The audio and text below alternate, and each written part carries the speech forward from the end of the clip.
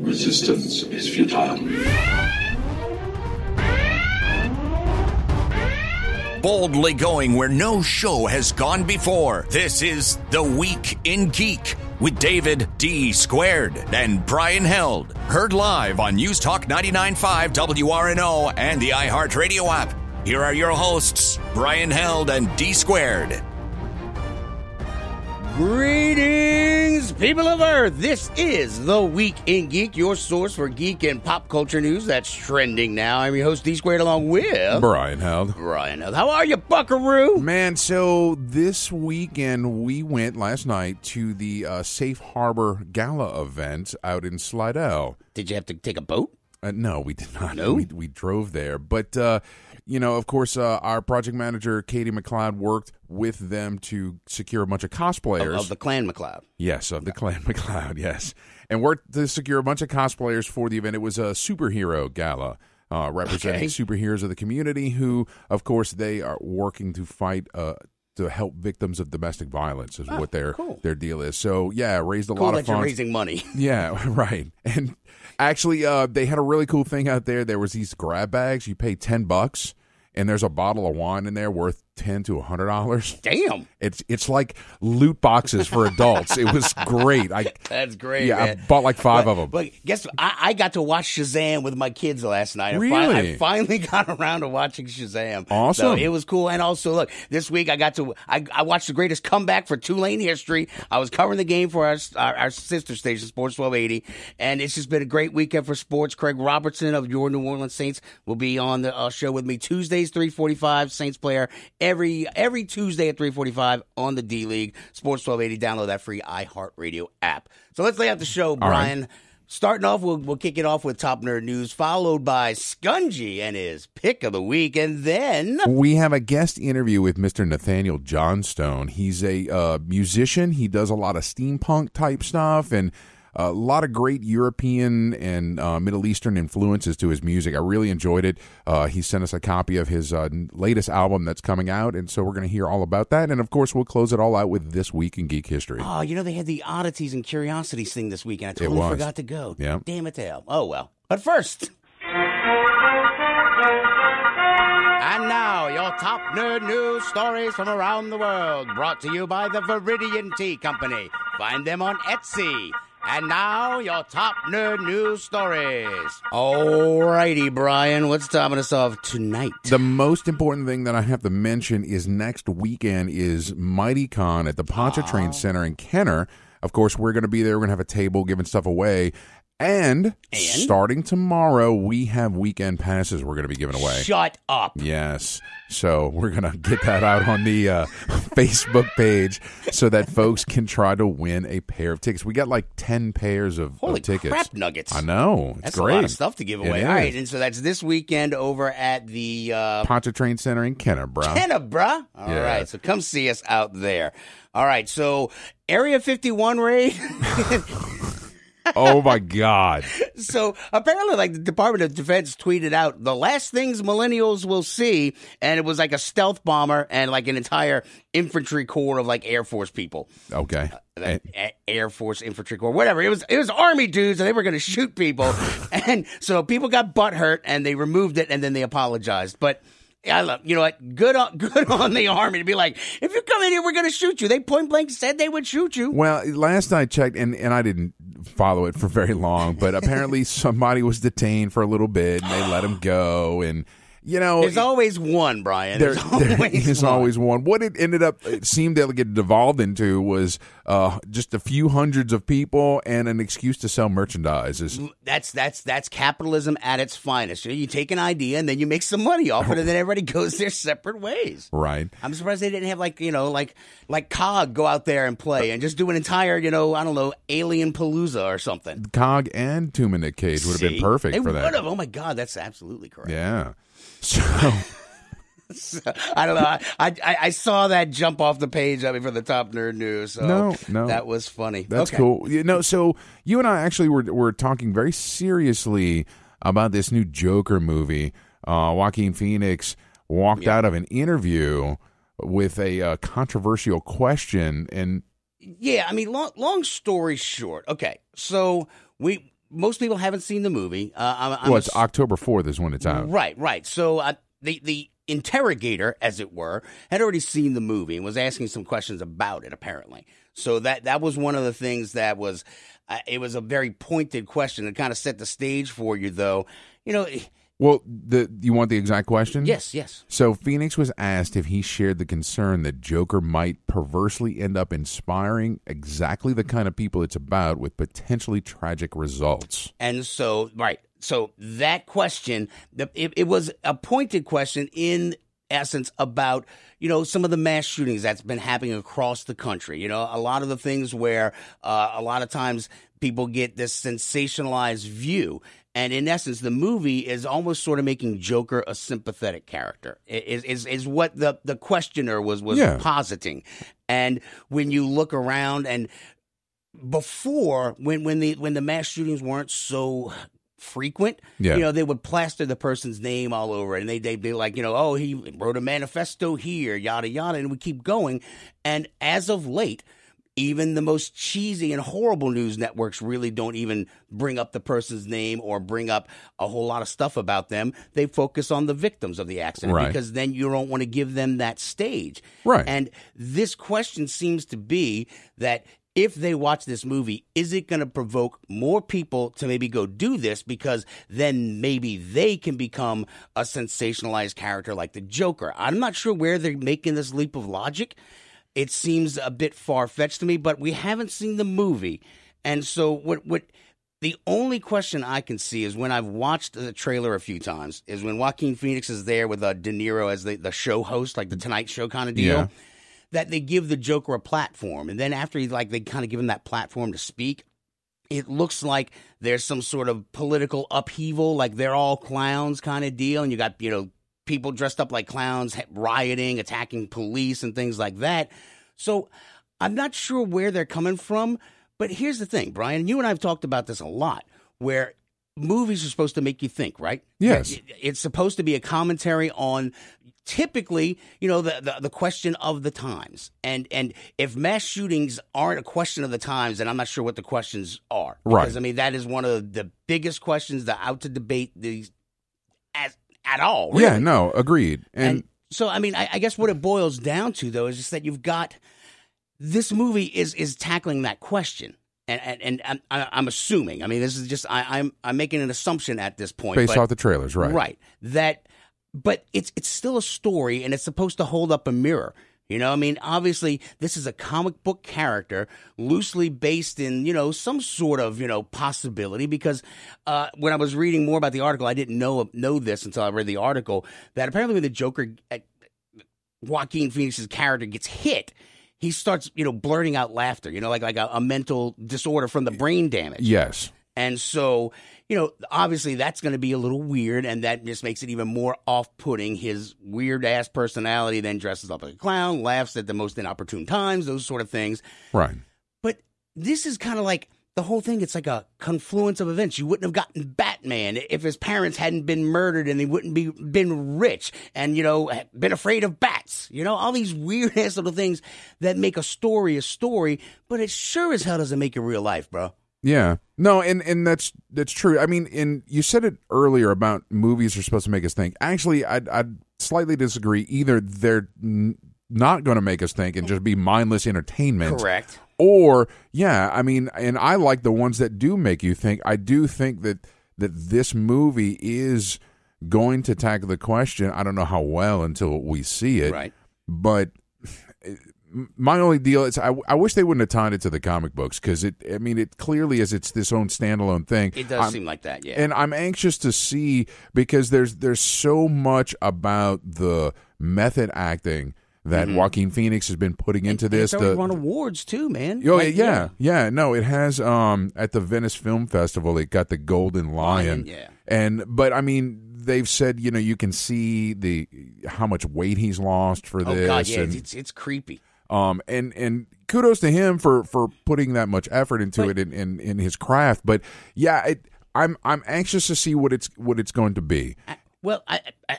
building on what you're saying, I think back to the conversation you and I had, and that you specifically when we talked to the Russo brothers. Right. Remember that when the Civil War came out, or no, it was The Winter Soldier, because that movie. At that point in time, when that movie came out, everybody's worried about Big Brother. NSA and the all NSA, all that stuff. It was always a joke. Oh, the NSA is listening. Hi, and they tackled that, and it was.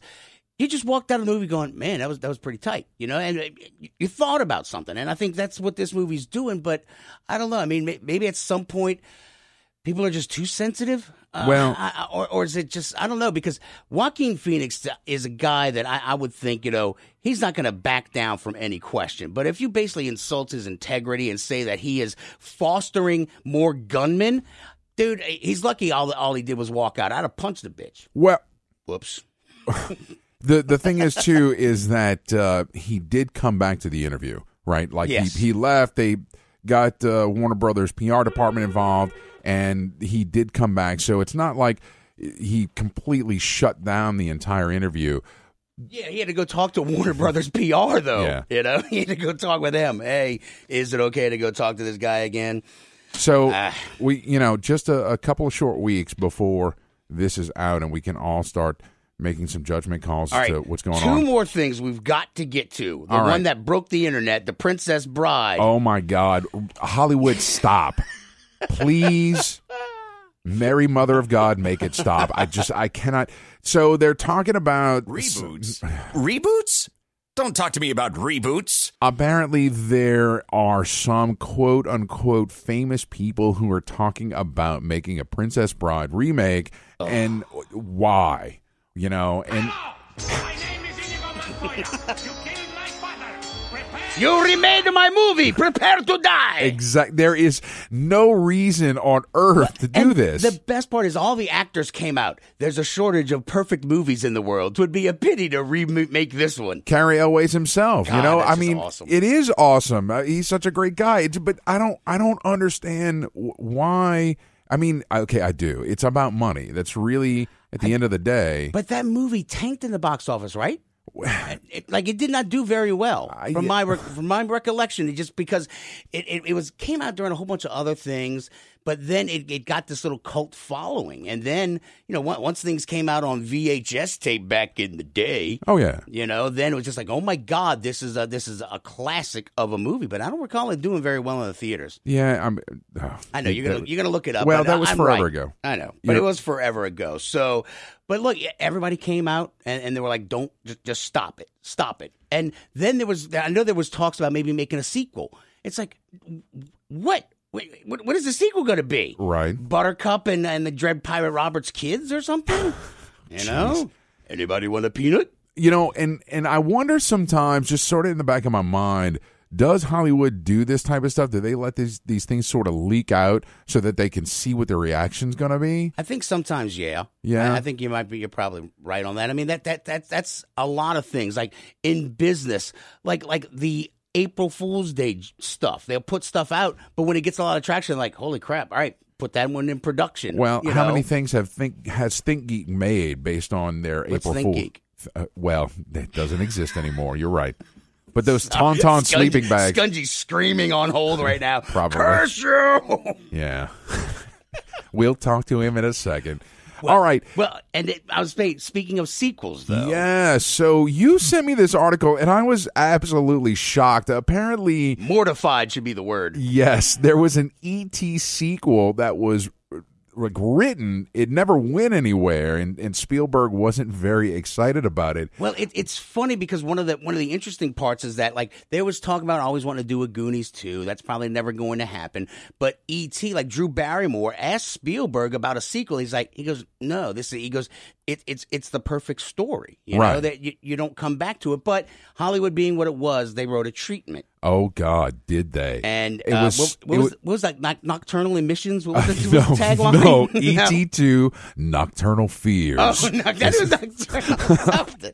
Is what it was called. And it was basically that there are different factions of ET's race. Yeah, they were albinos. Yeah, the mutant albino ETs. And they emitted a hum that would lull the woodland creatures into submission. Right. And so apparently they're going to come back, take Elliot and company hostage. Elliot. They're going to interrogate and examine them, committing child torture. Break out the brooms. It's like Area 51 all over again. And then E.T. is going to come back and exact his vengeance. You and I were talking about it before the show started. What would that look like? How do ETs fight other ETs? They extend their neck and like giraffes, they hit each other. Wham! Wham! They just put on special helmets to fight. It'd be so bad. It's either going to be horrific or hilarious or both is what I was kind of thinking. It wouldn't be Yoda Fu, because they're ungainly creatures. Oh. Even their starships look like avocados, I mean, they just how do those things fight? I don't even know. It's just, and Spielberg. I think Spielberg probably looked at that and was like, "Yeah, we're not going to be doing that. This is hot garbage. Yeah, Put that over there." Thank you, Spielberg. Holy, who'd have thought that Spielberg had that much? I don't know, respect and/or what's the word I'm looking for? Integrity. That's the word. I did not know he had that. There you go. Now we know. Man, it's just I can't even believe that. And apparently this is out on the internet. Like you can see this treatment. E.T. back for blood. You took my Elliot. Phone home. Oh, geez. All right. Oh, now I want this movie. No, you don't. You say it. I've changed my mind. I want this movie in my life. God. Take my All right, money, please. Guys, when we get back, Skungy and his pick of the week. Stay tuned. You're listening to The Week in Geek on News Talk 99.5 WRNO.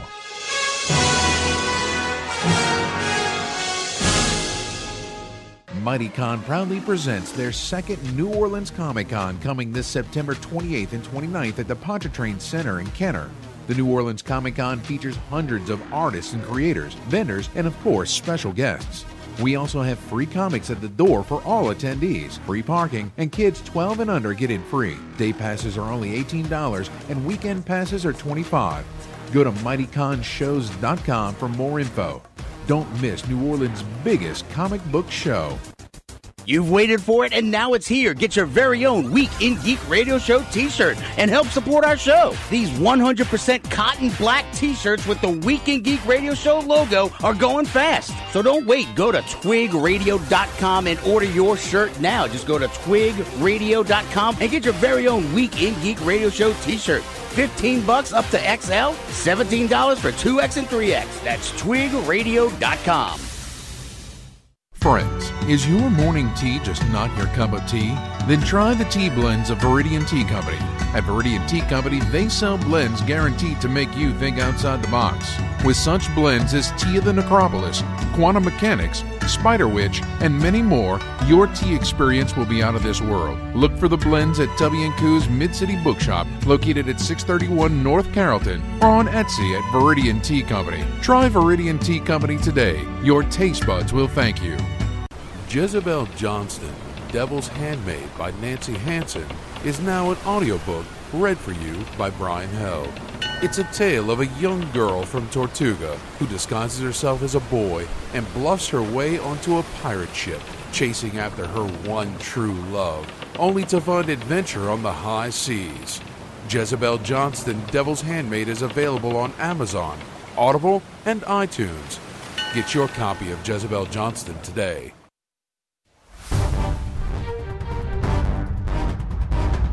Now, back to the Week in Geek with local celebrity Brian Held, hashtag LCBH. Here are your hosts, local celebrity Brian Held, and that other guy, what's his name again? I haven't heard that one in a while. I forgot how much I hated the voice guy. Oh, jeez. Welcome back into the Week in Geek. I'm the other guy, D squared, along with Brian Held. All right, Brian, it is your favorite part of the show. Yippee. I am not what you would call a handsome man. Skungy's Pick of the Week is brought to you by GameStop and ThinkGeek.com. Skungy's Pick of the Week. He might be an idiot savant. I feel like we need to get little Annie going, yippee! When he's like, you can go home now, Annie. Oh, jeez. Skungy, what's shaking, bacon?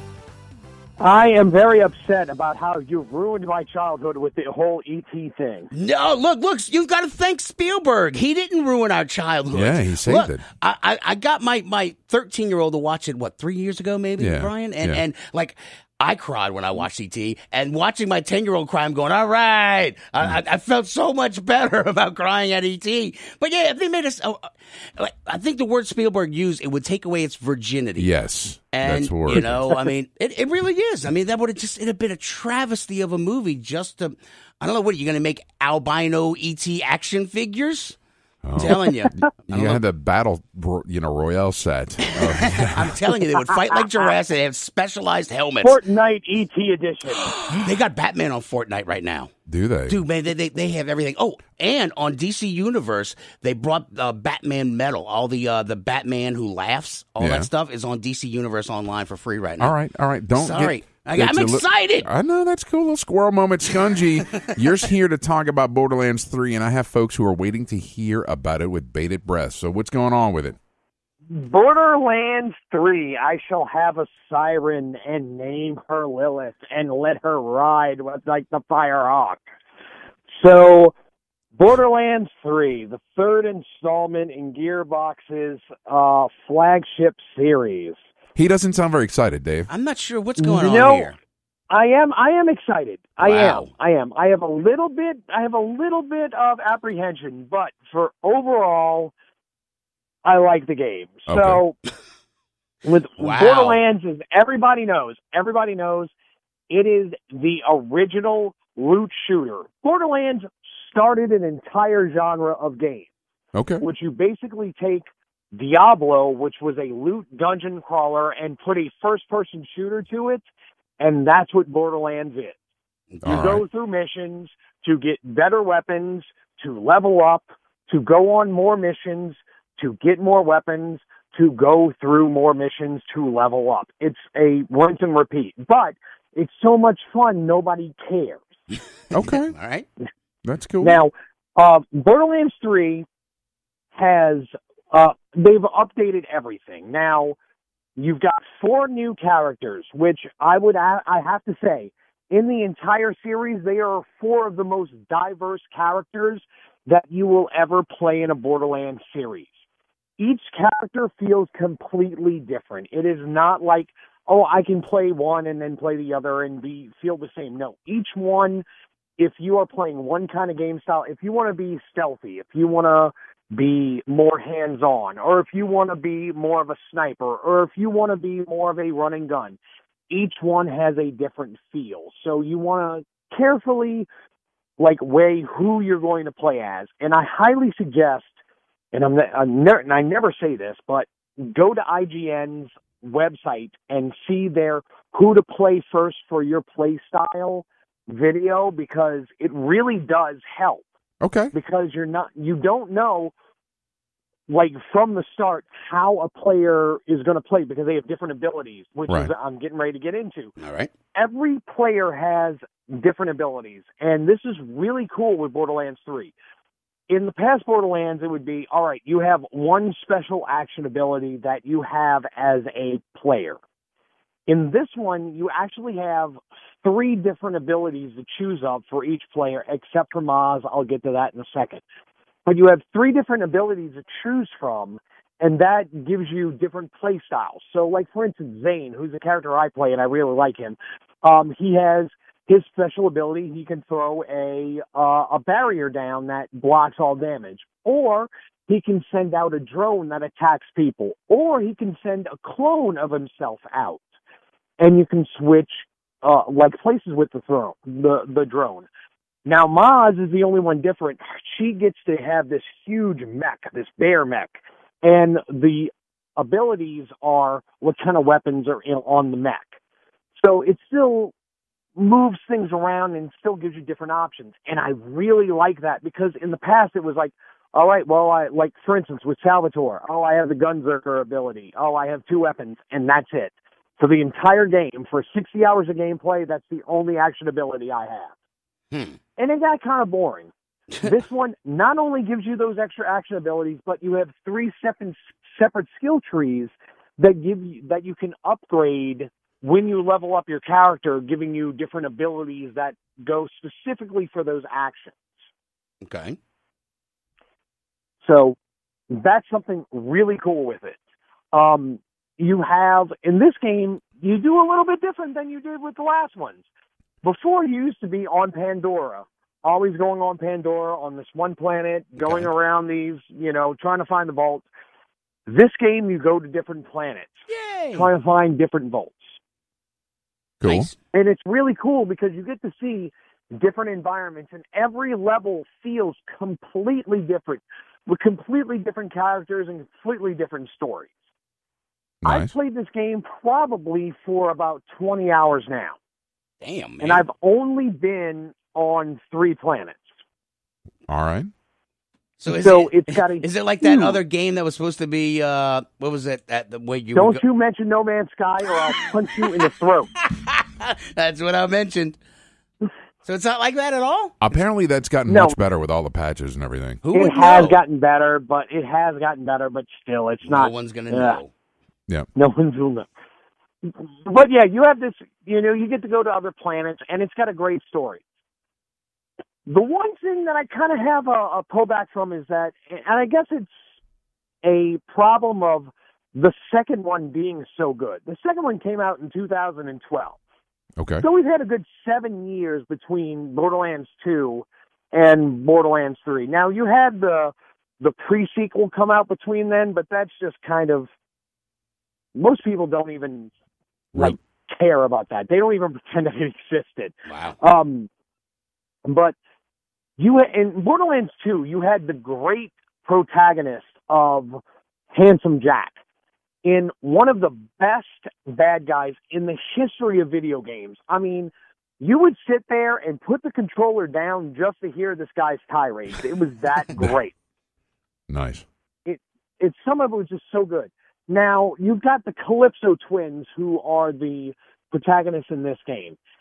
Where they're fun and they're entertaining, they're not Handsome Jack. And other than that, that's the only real big problem I have with the game, is that the protagonist is not Handsome Jack. They can't live up to the story of Borderlands 2. But that's not a bad thing. That's actually a good thing. When you have such a high bar that Borderlands 2 raised, you're not going to be able to eclipse that, but you still have a really good story. And the side missions on this game, a lot of times side missions are just like, all right, I'm just going to do this side mission just to level up. The side missions are so entertaining and so engaging, with such great story written through, that every single side mission is worth going through. All right. That's bad news for me. Why? Well, yeah, because you're not going to want to have to go through the, 70 hours plus to go through the entire game. I'm a completionist. That's why I had to stop playing freaking Assassin's Creed. Really? Oh, my God, yeah. And if you are a completionist, this game is going to suck for you, because it's going to take you hours upon hours. But like I said, this is a loot shooter which has some of the best weapons. Borderlands has always been about weapons. It's the most random drops. And when they say there is a bazillion weapons, there really is a bazillion weapons. Any kind of weapon that you can think of. A shotgun that's got a sniper scope on it that shoots acid rounds.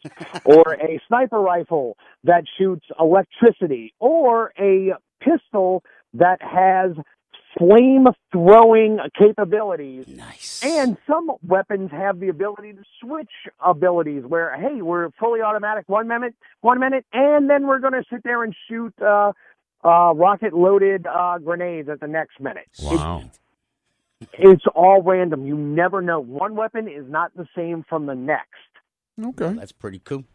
Well, that's cool. I mean, it sounds like a great new chapter in the series, and a lot of good narrative for folks to explore. What he said. And you can play multiplayer. You can play the entire thing co-op. You can play single player.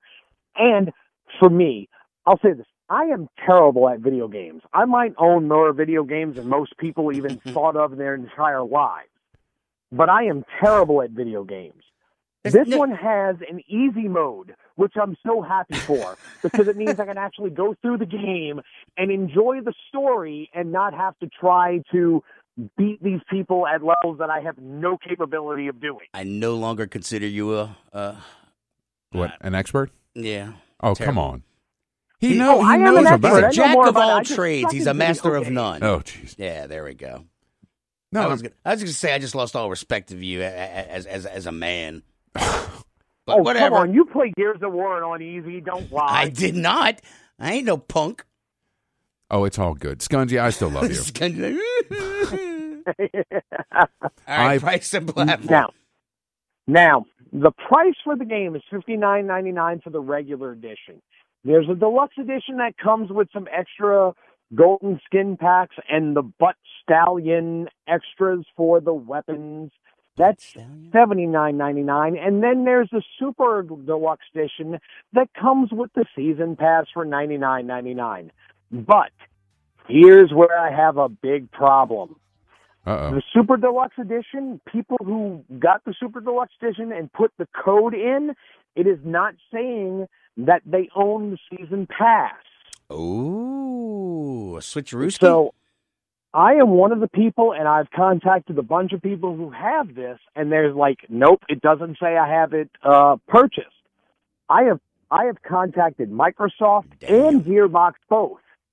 Microsoft doesn't know what Gearbox is doing. Gearbox doesn't know what Microsoft is doing. Nobody knows what anybody is doing. So there's a whole big hubbubaloo about what is going on with this.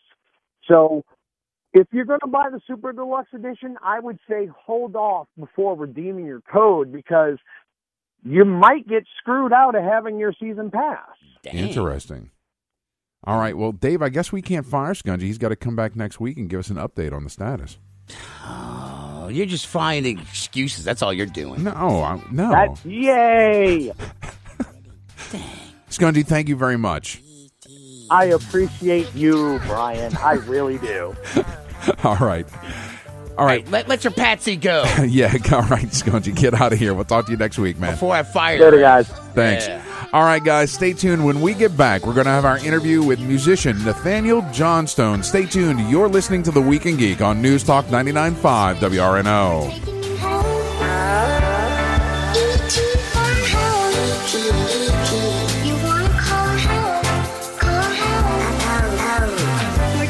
ProSe Productions is a leading independent publisher on the cutting edge of new pulp and genre fiction today. At ProSe Productions, you'll find fiction featuring fast-paced action and adventure, larger-than-life protagonists, over-the-top characters, and tight yet extravagant plots. ProSe specializes in prose books, anthologies, audiobooks, and more. Go to prose-press.com to find our monthly release schedule and more info about our great titles. ProSe Productions is your first-rate publisher of new pulp fiction today. Friends, is your morning tea just not your cup of tea? Then try the tea blends of Viridian Tea Company.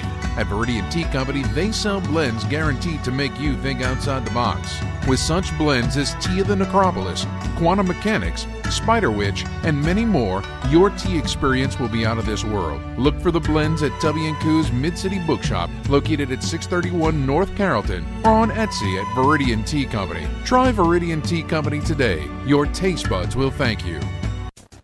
You've waited for it, and now it's here. Get your very own Week in Geek Radio Show t-shirt and help support our show. These 100% cotton black t-shirts with the Week in Geek Radio Show logo are going fast. So don't wait. Go to twigradio.com and order your shirt now. Just go to twigradio.com and get your very own Week in Geek Radio Show t-shirt. $15 up to XL, $17 for 2X and 3X. That's twigradio.com.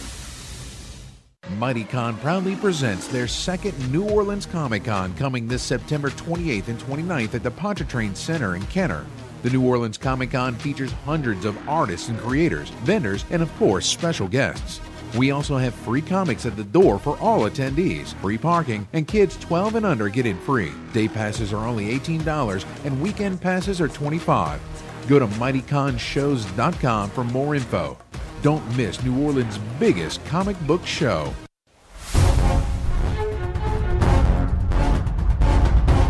Hello, this is Chris Walken. If you've got a hankering for more cowbell, you can get it on The Week in Geek. Come on. This is Brian Held with the Week in Geek radio show on News Talk 99.5 WRNO, and I'm joined by musician Nathaniel Johnstone. How are you, sir? I'm doing real good. How you doing, Brian? Oh, man, I'm great. So, it's a real special treat because we don't often get musicians as guests on the show, so I'm really happy to have you on. And if you could let our listeners know, like, how did you get started into music? Because you're involved in so much stuff. Well, I've been a musician all of my life, and there has not been a year in my life where I wasn't a part of one band or another ensemble. I've been doing Nathaniel Johnstone band stuff since 2009. At the time I started doing that, I was a full-time member of the band Abney Park, and I had a lot of material that I was writing that really wasn't appropriate for the Abney Park context, and so I went ahead and formed the side project. And then in the fullness of time, I had so much stuff to put into this side project that it became my main gig. And in 2013 was when I released my first album with vocals on it, and I've been going strong ever since. Well, and I want to get into the band stuff in a second, but I mean, you have a diverse, musical talent here: violin, viola, banjo, mandolin, guitar, and then of course you sing. I mean, where do you find time to learn all of these instruments? Well, it really just comes down to that's the only thing that I'm able to do. So many of my friends are artists or writers or photographers, and they've got a breadth of things that they do with their artistic desires. Really, the only thing that I can do is play music. I can't draw my way out of a paper bag if I wanted to. And I get so interested in things so fast. I mean, you could say that my ADHD played in with it. I get distracted by something bright and shiny. I go, ooh, what's that? And then I go to it. And then the next thing you know, I have another instrument that I've been practicing for the past 72 hours. There just comes a point where you've played enough different instruments that learning another one just really isn't that difficult. Because once you know how music works, then it's just a matter of developing some muscle memory with a new instrument. No, I could see that. That's fair. Nice. Now, you also are influenced by many different areas of music, and we're going to talk about your new album in a bit, but I could hear the different influences, especially like the Middle Eastern, European type stuff. And I mean, do you go and travel to these countries and to dig into that genre? It's not really travel that got me there. I mean, when I was a kid, I was really into bluegrass and fiddle. That was like what was available for a young violinist growing up in the 70s and the 80s. And as more and more opportunities for violin kind of show up, I immediately followed it. Like I did the Renaissance for a while. So suddenly I was playing Irish and Scots, and I learned some of the Middle Eastern stuff because there was a violinist there who played that, and I was really interested and said, show me what you're doing. And he showed me a few things. And then I went off to college and, got into jazz, got into progressive rock, and suddenly realized that there were actually a lot of bands out there that had violin players. Peter Gabriel, Dave Matthews Band, and all of the country bands that are out there. And it just became like a smorgasbord, and I just began pulling more everywhere indiscriminately. I love music. I don't love any particular kind of music. I love it all. Nice. And so I just want to pursue it and see where it takes me. No, and that's fair. Now, you mentioned some bands earlier, and one in particular was Abney Park. And, I think it's so cool because, of course, Abney Park really did a lot for the steampunk community and getting steampunk music out there. I mean, how was your experience working with those guys? It's a pro outfit. I mean, I had a lot of fun in the band. Robert has got a very focused idea of what he wants out of the band and where he wants to take the band. And it was really easy to just slot into the band when I first joined. And when it came time for me to go, it was very easy for him to slot another violinist in where I sort of left the space. All right.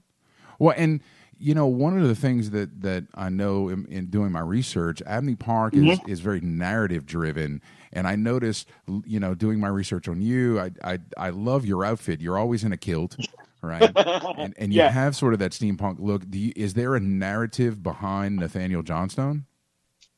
Not really. I mean, the kilt, that's what I wore on my Renaissance Fair days. And when I was looking for a interesting stage look for when I was within Abney Park, I just pulled my old plaid out from the closet and had a kilt maker actually make it into a tailored kilt. In the Ren Fair days, you just had 6 yards of wool and that you pleated every day and wrapped around yourself. And that's a little cumbersome for going on stage with. And so having a tailored kilt, it was just sort of the obvious thing. And the first time that I wore that kilt, a friend of mine had made for me a set of cyber dreads that had sort of the steampunk colors and some gears and stuff in them. I played a show with the kilt and with those cyber dreads, and every comment that I got from the audience was, "Wow, your stage look is awesome. Where'd those things come from?" And I just realized, well, I guess this is what I'm going to look like for the rest of my time in Abney Park. Nice. Yeah. That's cool. Now let's talk about some new stuff. So you sent me a copy of your newest album that's going to be coming out, and we're going to play some of that as the outro music for this interview. Cool. And it's called The Dubious Hat and Other Tales of Ineffable Horror. So tell me about this album. Well, I for the longest time, my songwriting was recording the song as I was coming up with it. And so if I heard in my head something electronic, the very first demo had electronic stuff on it. And there came a point where I wanted to see what it was like to write a song just on guitar and then go to my band and say, "Hey guys, I wrote this song," and then let them come up with their bass lines, let them come up with their leads, let them come up with all of that. And I found it was a lot more fun writing songs that way. And so my album, The Mother Matrix, was written that way. And then when I came time to doing my next one, I decided I wanted to see what I could come up with on my own. I've moved across the country since recording the previous album, and I'm doing a lot more shows where it's just me. And I wanted to have an album worth of songs that I could perform where it is literally just me and no other musicians. And so that's where this album came from. No, and I absolutely love everything that I've heard. I've listened through about half of it so far, and it's wonderful music. I mean, and like I said earlier, the influences you can totally hear. Well, I'm glad to hear that. Oh, absolutely. I've just and of course, there's a little bit of that Ren Fair element too that I can hear into it because I'm a huge fan of the Ren Fair. We go every year, so yeah. Now, there's another project that you mentioned, another band that you're part of now? Oh, the Mechanist and the Star Goddess. Yeah, tell me about that. Well, I and my friend, percussionist and drummer Davis Peterson, he and I go way back. I mean, I don't know, 12 years, I think, at this point. And he has a knack of improvising that I am developing myself. And so what we do, and for the past couple of years, what we've done when we've been in the same town, he and I would be on violin, he would be on drums, and we would just improvise music. And my wife, Tempest, would dance. And so we had sort of a trio where I'm playing electric violin through delays and loops and wah pedals, and he's playing acoustic drums and electric drums. And when we walk out on the stage, we don't know what we're going to play. We just start playing. Wow. And we have so much fun doing that and people in the audience at these shows really enjoy it. And when they start asking us, "So, do you have an album yet?" we realized that, well, we had to put out an album. So last year about this time, we recorded I think it's a 30-minute EP of material that we developed through our improvisations. And it's straight up instrumental dance music for dancers. And, my wife happens to be a belly dancer. And so a lot of that is focused towards having belly dancers dance, but it's the musical styling doesn't require belly dance. Anybody who wants to dance to it can dance to it. I'm just so impressed by the nature of your understanding of music and its theory, and that you're just able to get on stage and go. Like, I have to be prepared for stuff. You know what I'm saying? Oh, it's terrifying. The first time that I ever did that, actually, the first time that I ever performed with my now wife Tempest was a duet improv where I was playing mandolin and she was dancing. And they tell me we played 8 to 10 minutes. I really have no memory of it. I was just watching her dance and was completely enthralled. But we just made it up. I watched her move and I came up with something musical as a response to that. And then she heard what I was playing and then she changed how she was dancing. And then the next thing you know, it's 10 minutes later and everybody's clapping. Wow. And it's intoxicating being able to do something like that. It's terrifying, absolutely terrifying, because you have no net below you. You're like the high wire performer who, if you trip and fall, well, it's going to be very obvious that you've tripped and fallen. No, but I mean, what a sense of accomplishment once it's all done. It blows me away. Now, oh yeah, I wanted to ask. So you have a platform out on Bandcamp where folks can find a number of your albums that you have out. And there was one thing in the little bio that really stuck out to me. And it says that each album is different, but there are enough through lines that you can get a sense of where he's been. And tell me what this means. Well, my first album, the first release was straight up instrumental belly dance music. And it was a live set. The next one was more composed songs, some of which came from that.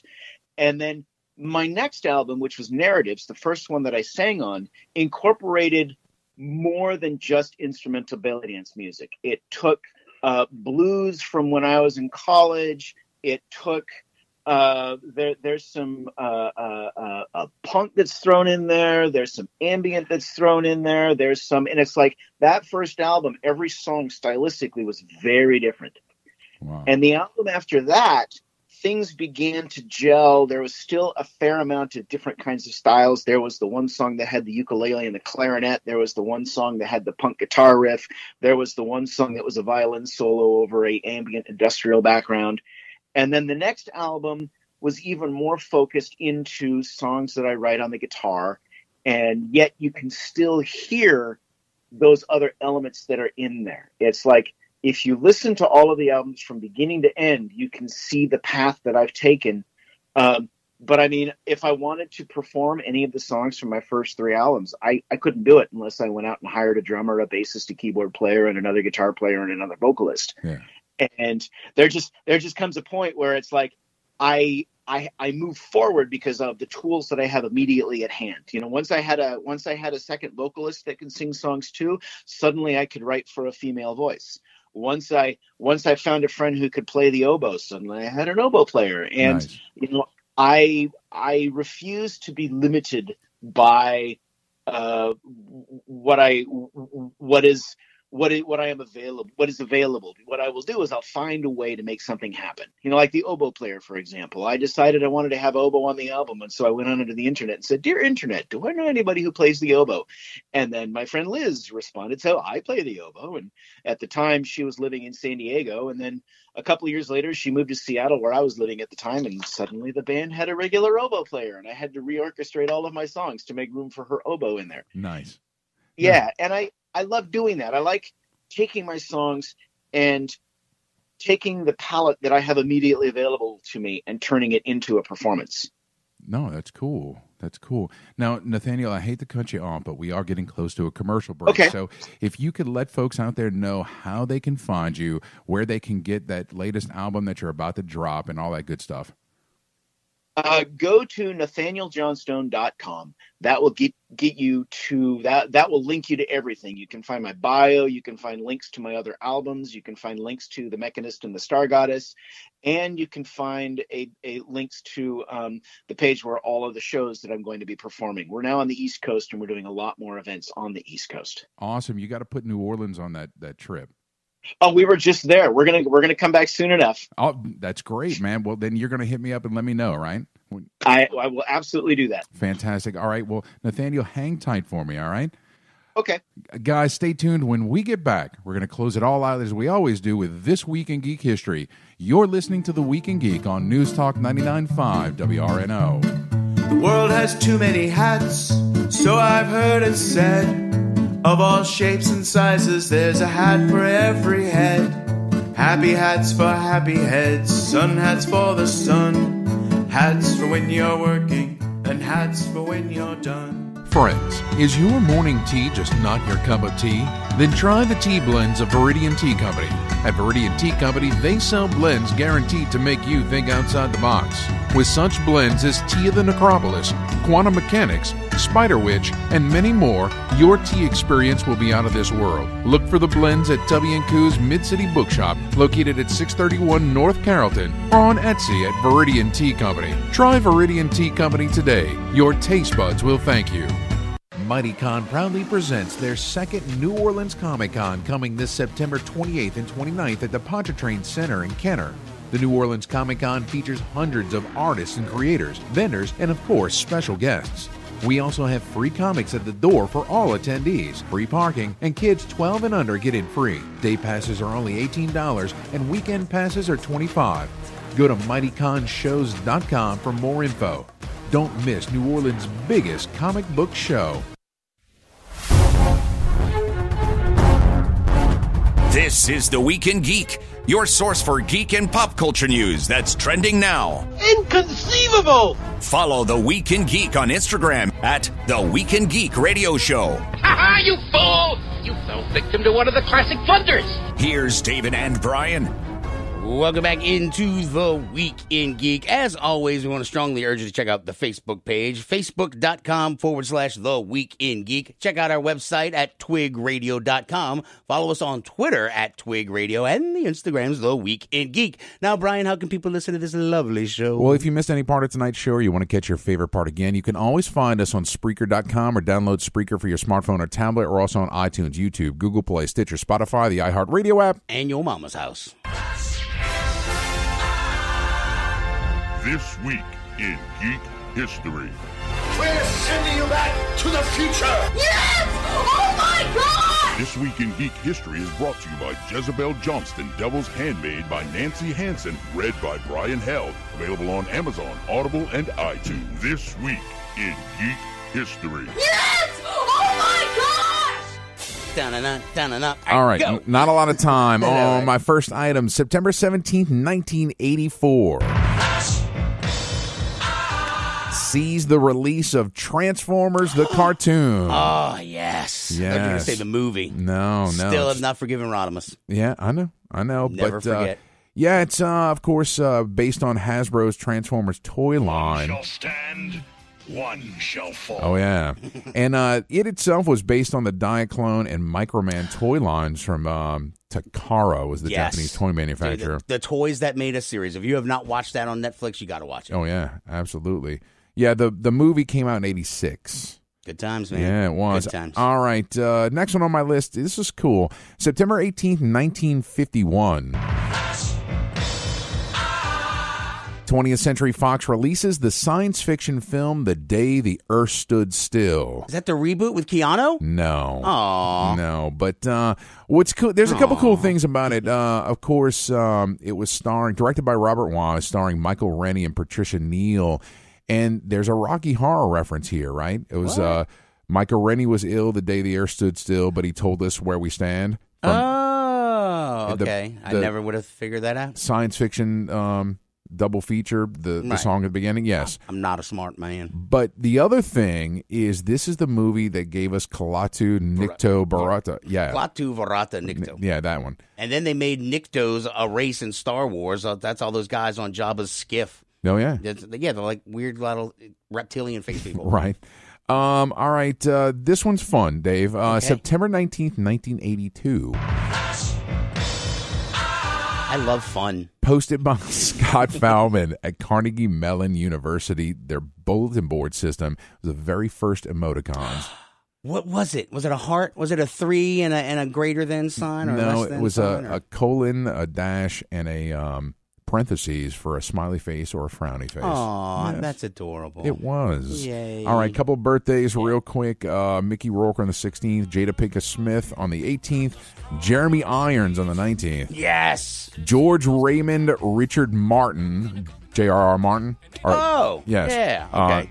I'm sorry, G.R.R. Martin, 20th. George, yes. whatever. Bill Murray on the 21st, Tom Felton on the 22nd. There we go. Till next time, keep your nerd flag raised high. GFL. When I tried to run, I fell, and then these kids started laughing. Catch News Talk 99.5 WRNO FM New Orleans anywhere on our free iHeartRadio app.